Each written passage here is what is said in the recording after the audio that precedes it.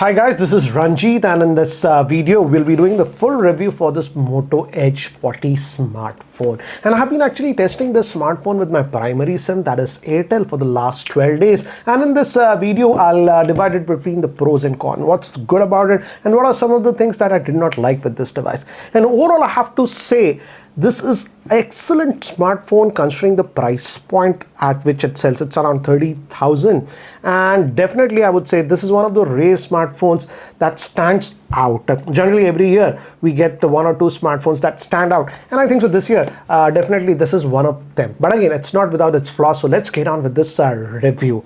And again guys, if you want to know what came inside the box and all those things, check out my unboxing video because I won't get into all those aspects. And I did my testing with my primary SIM was mostly in this smartphone. I also got another variant of this smartphone which has the plastic back. Again, if you watch the unboxing video you'll know that. But I would definitely say this faux leather kind of a one that I have, this is the green, and the faux leather is also on the black variant. That feels a lot more premium compared to this blue plastic one in my personal opinion. And if I have to pick one or suggest one, I would suggest this faux leather one. And I used it without the case for the last 12 days.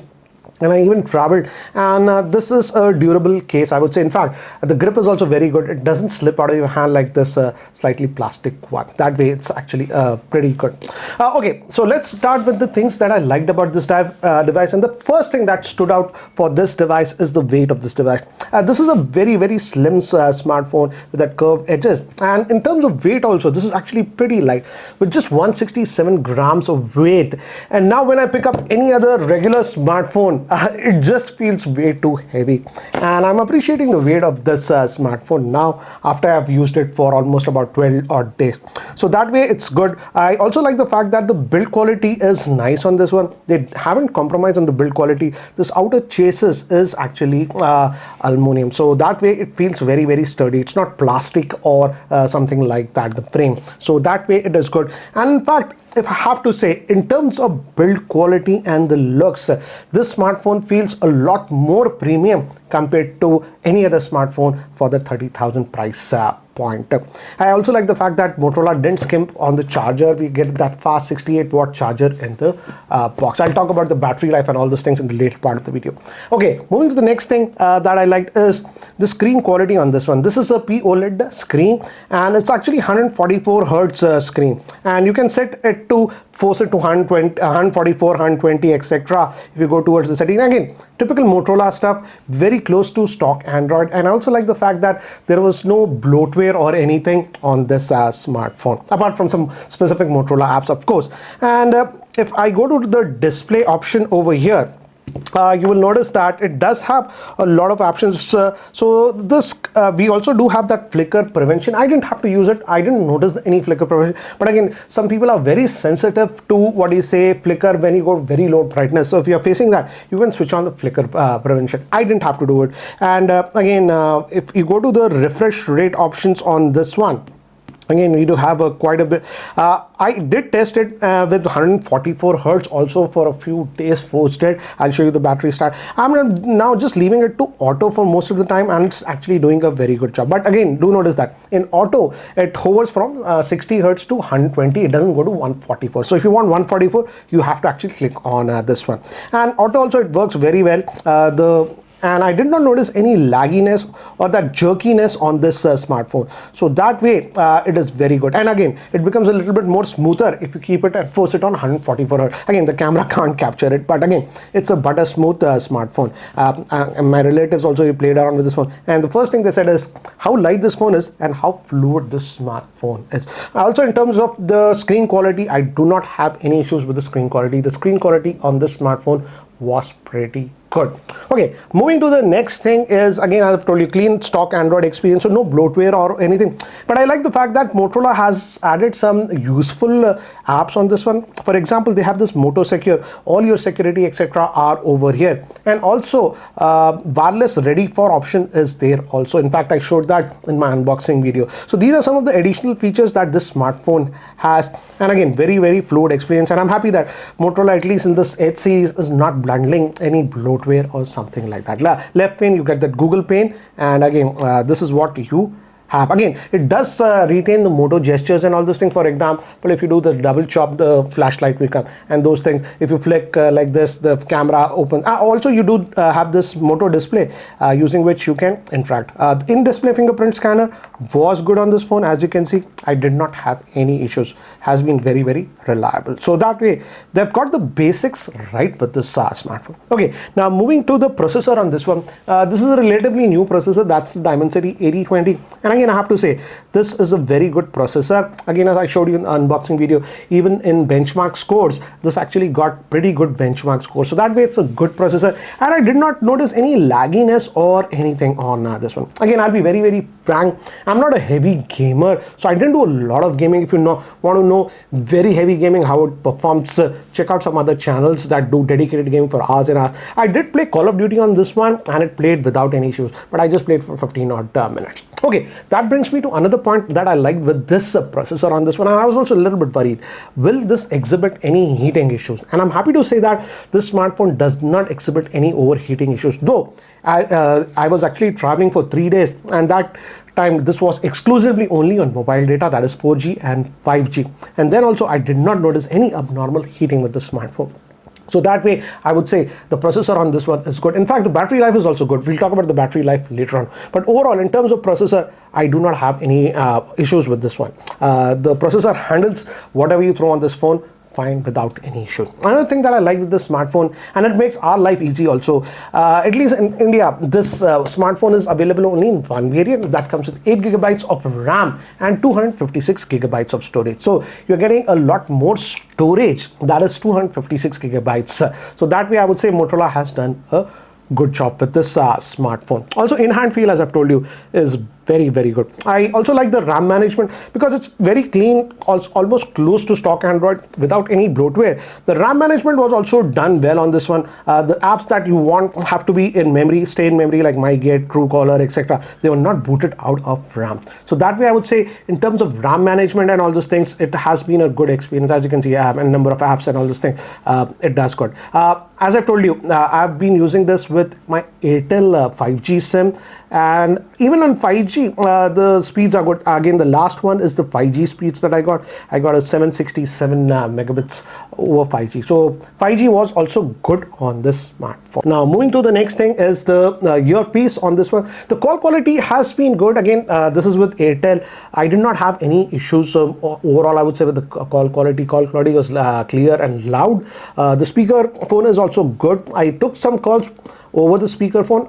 They're good enough, but I wish it was slightly louder. I would say this is sort of nitpicking. It is normal, I would say, but overall the call quality was good. Only 2 times I noticed a proximity issue, and that might be just because of on this unit. As I've told you, only 2 times. I've been using it for the past 12 days. It's not happening now, but I did take some long calls on this one. I put my SIM on this variant. This is the same one with the plastic bag, and here I did not have any proximity sensor issue. So it might be just a unit issue with my unit, but lately I'm not getting that issue. So maybe it was a freak thing. It happened twice, but just want to be clear about that.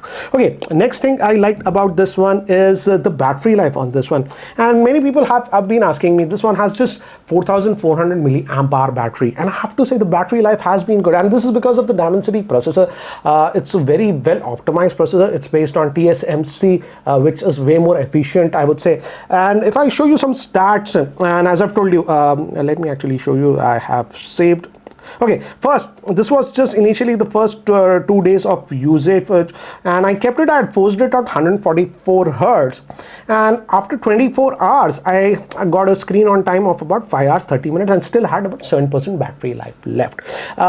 This is actually I would say here I forced it completely on mobile data. That way it was only on 4G and 5G most of the time, and when I had 11% battery left, after 1 day and 4 hours I had 5 hours 16 minutes of SOT. So easily about 6 hours of SOT, even on mobile data only you will get. And with mixed usage, this is sort of mixed usage. I would say 50% time it was on Wi-Fi, 50% on mobile data. And here I got 1 day and 20 hours of usage. That's 1.5 days of usage, and still I had 14% battery life left.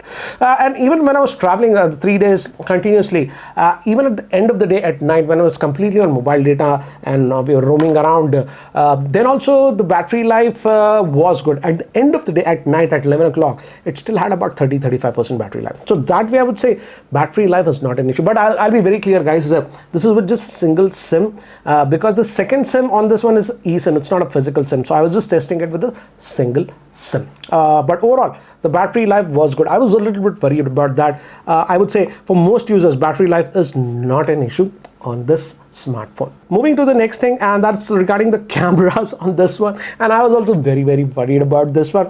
Okay, I really like the fact that we just have 2 rear facing camera, not the gimmicks of 3 or 4. That's a bold move by Motorola. I would say the main camera is a 50 megapixel, and this does have optical image stabilization. It's an OmniVision sensor. The second camera is actually a 13 megapixel, and this does a job of 3 cameras. Ultra wide, of course it is, also does depth and macro, whereas the front facing camera is a 32 megapixel. We'll talk about that later. But overall, I would say, as you can see with the camera samples, the camera performance on this smartphone did exceed my expectations. Again, you guys know that Motorola and camera are not the highest criteria. So when I went with this one, my expectations of the camera were like this, at this level. But the pics that I got, they were at this level. As you can see, some of the camera samples that I have taken. And also when the lighting was actually not good, dull lighting, the pictures were produced very well. Yes, it tends to oversaturate the pictures a little bit like most smartphones, I would say, but overall I would say the picture quality that I was getting with the rear facing camera was much better than I thought. In fact, at night these shots were taken in completely dull lighting conditions, and notice how bright they came out. And in fact, here this is the actual situation it was, but regular shots also, this is not in night mode, the brightness gets boosted quite a bit. So overall, I would say the rear facing camera did perform much better than I expected on this smartphone. And moving to the rear facing camera video, yes, you can shoot video up to 4K on this one without any issues. And also we do have axis orientation, so if you enable it, but it doesn't shoot in 4K, it goes down to 1080p. But if you even move your phone like this, the horizon level, it has something called, it looks stable. Okay, now let's move to the cons and some of the things that I did not like with this smartphone. And the first thing is, again, I don't know why Motorola did with this smartphone. I know, okay, I completely forgot, in the pros, it does have IP68 to protection, so you can dip it in water and nothing will happen. In fact, I cleaned it with water, this one, and it looks shiny, no issues like that. Okay, now the first con that I have with this smartphone is, I don't know why Motorola did this.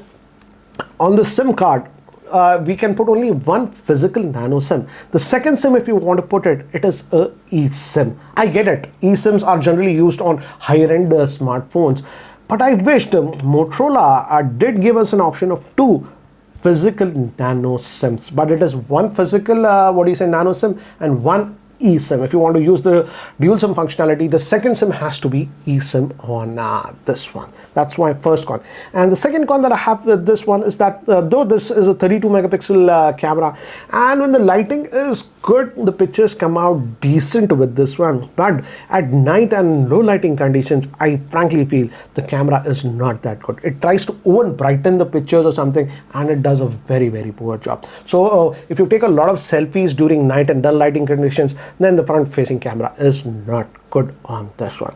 Okay, next thing is, and again this is a minor thing, but I have to say, I feel the haptics on this one could have been better. It's not like it's a complete deal breaker, but I feel the haptic and the vibration motor are just average. They could have been a little bit stronger on this one.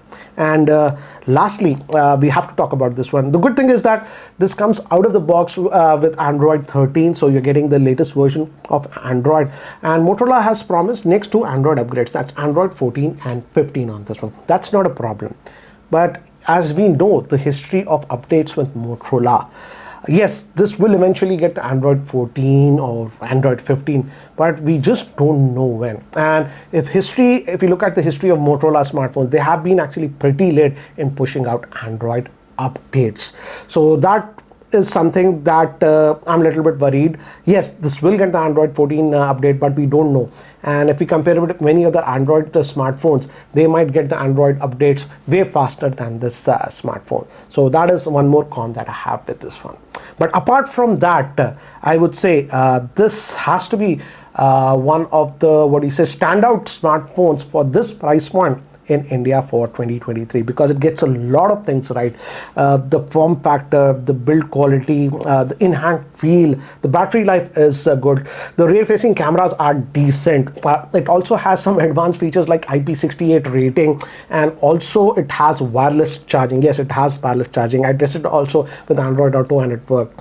So overall, I would say if your budget is around that 30,000 price point, this is a very, very strong Android smartphone, and I can definitely recommend this to my friends and relatives. Again, I guess I have told you the cons of this. If those cons do not bother you that much, you can definitely go with this smartphone. And guys, I have also finally, today I got this Lava Agni 2, which I had purchased from Amazon. So I'll also be posting a video on this one in the next couple of days. I just want to use it for a couple of days and then post the video, so stay tuned for that. And guys, if you're still not subscribed to this YouTube channel, hit that subscribe button. This is Ranjit, and I hope to see you in my next video. Take care, guys.